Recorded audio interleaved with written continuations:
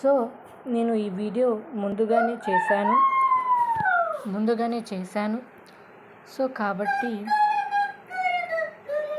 మీరు మాత్రం దీని యొక్క భావం వినలేదు.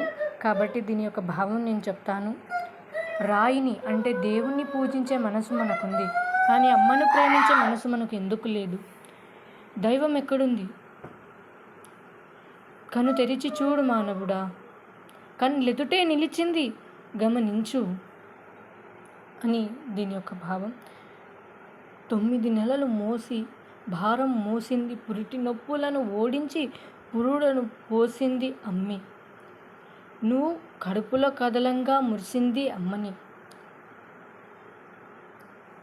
కనిపించే దైవం ముందు కరుణించరా దేవుడా అంటూ, నాకొక్క కొడుకును ఇవ్వు అంటూ దేవుణ్ణి ఆశిస్తూ, దేవుణ్ణి కోరుతూ, నీ ముడుపును నీకిస్తాను అంటుంది తల్లి.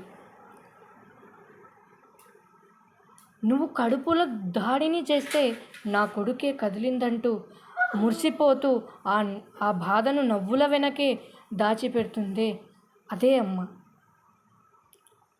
ఈ లోకం నీ పరిచయం చేస్తూ, తన లోకం నువ్వని అనుకుంటూ రక్తాన్నే పాలగా మార్చింది, తన ఒడినే ఊయేలా చేసింది. అది నీ కోసం మానవుడా, ఒక్కసారి గుర్తించుకో. మన కొరకే కరిగిపోయిన అమ్మ నువ్వు ఎందుకు గుర్తించవు? భుజాలపై ఎత్తి మూసిన తండ్రిని గుర్తించవెందుకు? విలువనియ్యవెందుకు?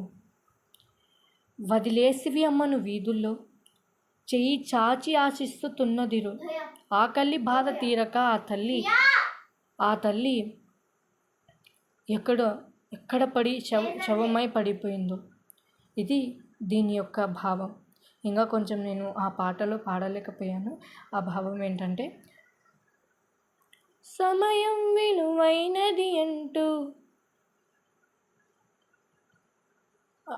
అక్కడ ఉంది, అక్కడి నుంచి. సో నీకు సమయం విలువైందంటూ విలువలనే వదిలేసివిరా అని దాని యొక్క భావం. Thank you for watching this.